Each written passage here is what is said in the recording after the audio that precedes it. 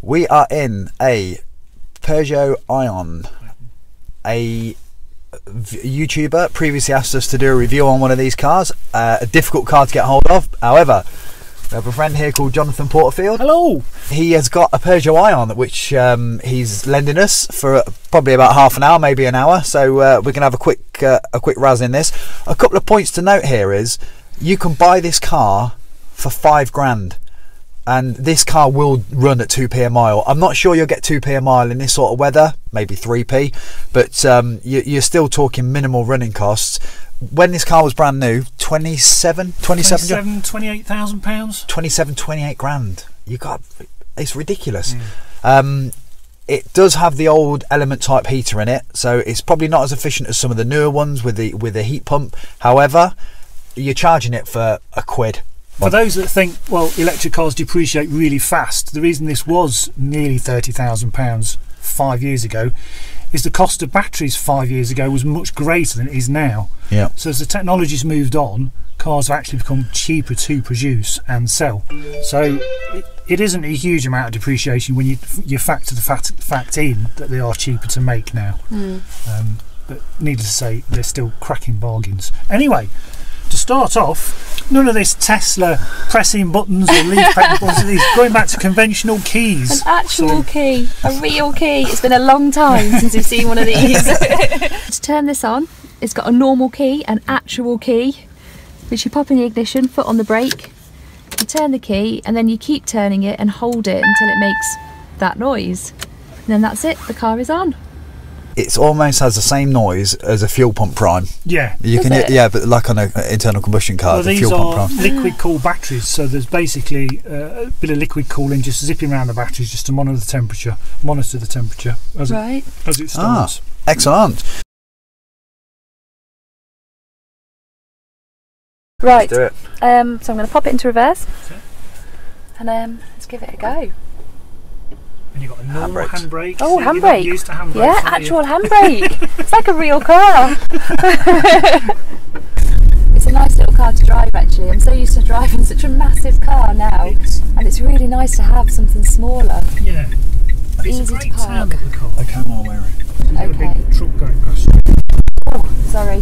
You like the Tesla? Yeah. That was a speed bump. It was a speed bump. The Tesla just is a bit wider, just go straight over there. Yeah. You probably go between them if the car wasn't coming the other way. It's straight on. What kilowatt hour battery does this have, John? 16.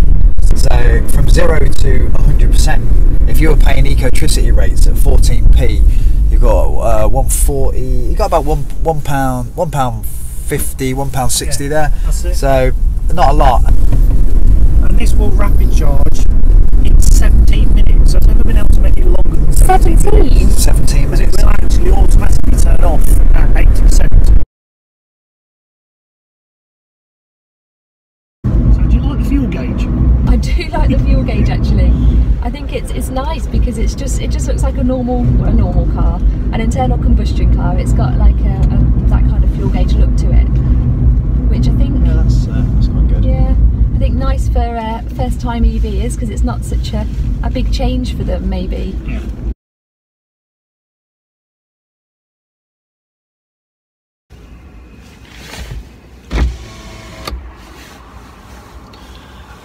Give it some beans. Obviously there's 3 lumps in it, 2 big lumps. That actually wasn't too bad. It wasn't too bad, no. When you're on your own, there's not much that can I say beat you off the lights? Is that politically correct? Yeah. Do you know, it seemed to Smoke you. It seemed to get to a point, and then a lot more power came. It did feel like that, yeah. That was that was quite good. Quite impressed by that. Yeah. Bearing in mind, it's got a 16 kilowatt, 16 kilowatt hour battery. That was pretty nippy.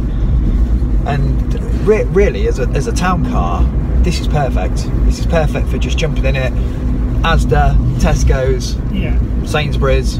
It's lovely and small. Oh, yeah, it's so narrow. I feel like you could squeeze it into a post box. Yeah, it's really mini, and again, perfect probably for a younger, first time EVer. Because I know when I first started driving, my parking wasn't the best. So, but it's a lovely little car. Is your parking better now? My parking is better now because it has to be. But it does have a feel of a kind of normal internal combustion car when you're driving it. From an outside perspective, you wouldn't know that this was an electric car. You would think it was an internal combustion car, but based on the fact the platform is from an ICE car. Inside, the only real giveaway is the analog charge and eco needle that sits around the speedo, and that's about it. Yeah.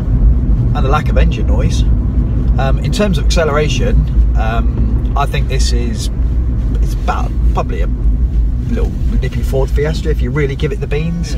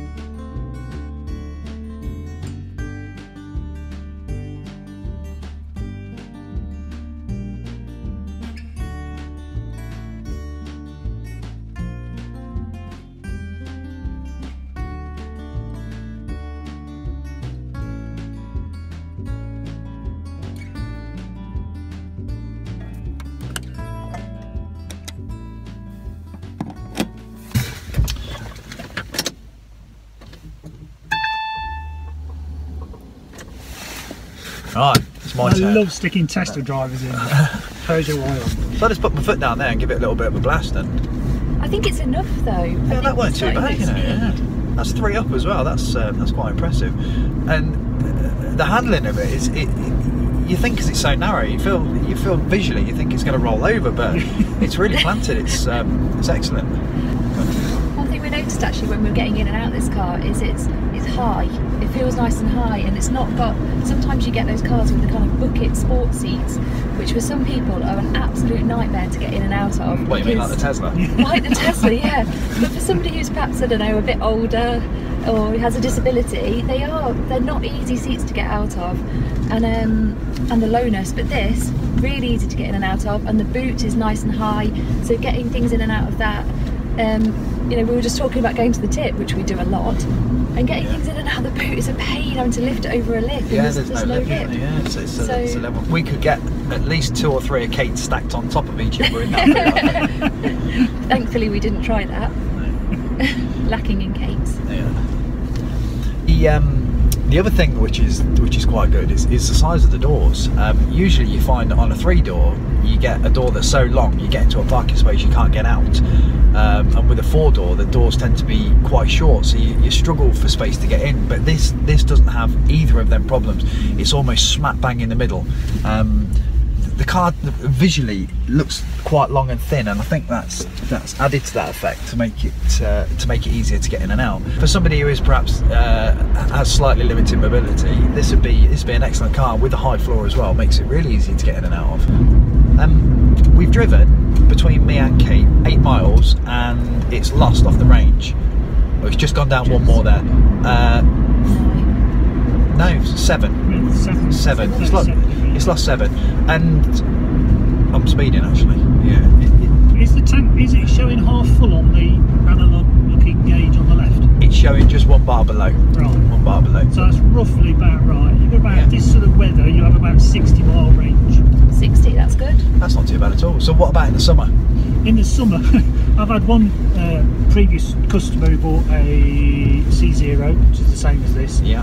And he showed his guessometer saying 93 miles. 93? 93? Yeah. God. Out of a 16 kilowatt battery? Yes.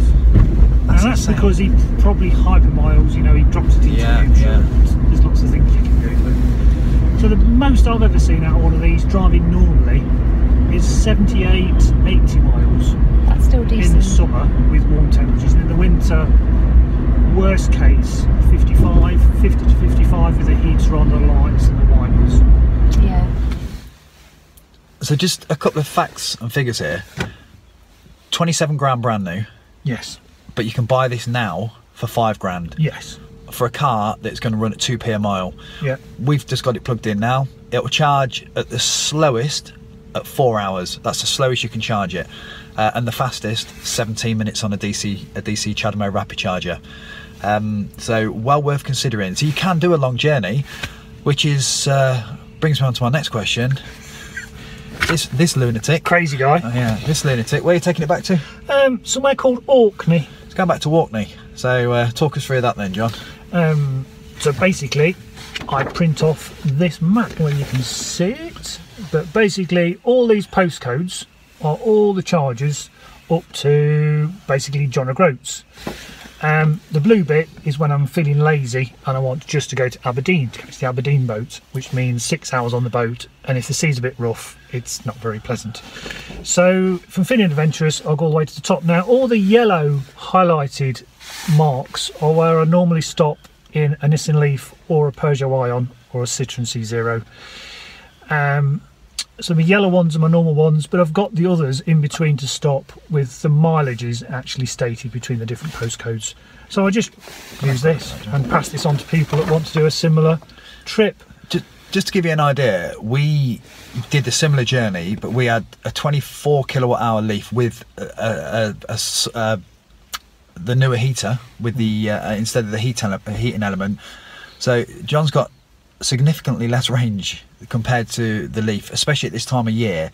In the summer, I bet that wouldn't be as big a difference, but in the winter, that's going to make a significant difference. And he's taking it. It's 606 miles from here to the northern tip of Scotland, where we go, in an internal combustion car, not deviating for any charges. So certainly a long journey. So it can be done with a little bit of forward planning, a little bit of thinking. Obviously, John's very experienced at this. He's been dealing with EVs for 4 years, nearly 5 years. 5 years. But so, I lent this guy a Nissan Leaf, didn't I? You did. Sort of. I feel quite proud the fact that I sort of set you both on the road to EV freedom. He did. It's all his fault. He lent us a white Nissan Leaf. It was a 12 plate, was it? Was it a 10? No, it was 11. It was 11, a Japanese one. 11, and we loved it that much that we went and bought one. We actually bought a new one, which we are now sadly saying goodbye to, In a couple of weeks. And now we have a Tesla, and John supplies Orkney with all their EVs, and well, the rest of the country has just delivered one to Coventry. And the week before that, I delivered one of these little cars to a customer in Southampton. And my furthest customer was Malta. Ah, interesting. So a chap watched one of my videos, said he wanted to buy it, paid for the car, and I delivered it down to the port in London near Fleet. Long journeys, It's no problem. Just you factor can it do. in. But if you want to use it for like a local car, then you've got your J177. And just to say why I do these long journeys, it's basically to save money, because I'm obviously in the business of buying and selling electric vehicles and supplying them. If I was to pay a company, which I have used in the past, to deliver one of these cars up to Orkney, it's going to cost me the best part of £650. So it's either that, or it's about £1 a mile, or do it myself, visit some other EV. Can I call you friends? Yeah. Yeah, definitely. Deliver a car, pick one up, and just tweet and blog and Facebook about how you can do long journeys. So it is my choice, but a lot of people on Orkney, if they want to go south, they actually fly or they hire a car. But you can do it if you want to be an EV nerd like me. So the other nice, exciting thing that's happening on Orkney on the 6th of May 2017 is we've got our second electric vehicle event on Orkney in a place called Kirkwall, which is the capital of Orkney. And Robert Llewellyn, he of Fully Charged, Scrap Heap Challenge and Red Dwarf. Red Dwarf, dear me, I'm a Red Dwarf fan as well, how can I forget that? It's age, I think, John. He's coming up for the second time. He's just going to do his talk for us again called So Electric Cars Are Rubbish, which is really, really good and really funny about how he discovered electric cars and how he came to become quite an advocate for them. So he's coming up. We've got Tesla going to be in attendance, Nissan are going to supply me some cars, and it's going to be a great all-day event. So it's open invitation. It's being run by myself, and I'm a member of what's called OREF, which is the Orkney Renewable Energy Forum, and it's just going to be great. We're going to have loads of trade stands there to do with renewable energy. Hopefully Robert's going to do 2 or 3 fully charged programmes, episodes based on his trip to Orkney and all the renewables that are happening, that have moved on a pace from 2 years ago when he previously came. Lots more things have happened. Lots more EVs are on Orkney. So he's really excited, we're excited. So anyway, it's an open invitation. So if you fancy coming up, I know James and Kate are going to come up for the 6th, going to drive up. So yeah, that's something exciting. Really looking forward to that. So that's in the near future. Or fly up. If you want to fly into Kirkwall Airport, Flybe is the main carrier. I'll be more than happy to pick people up from the airport and take you to Kirkwall. And the Picky Centre, which is where the event is happening, is literally 2-minute walk from the middle of Kirkwall. There will be a link to John's channel, and so you can contact him. Just here. Just there. Just here. So excellent. Hope you've enjoyed the review, and we'll see you next time. Bye.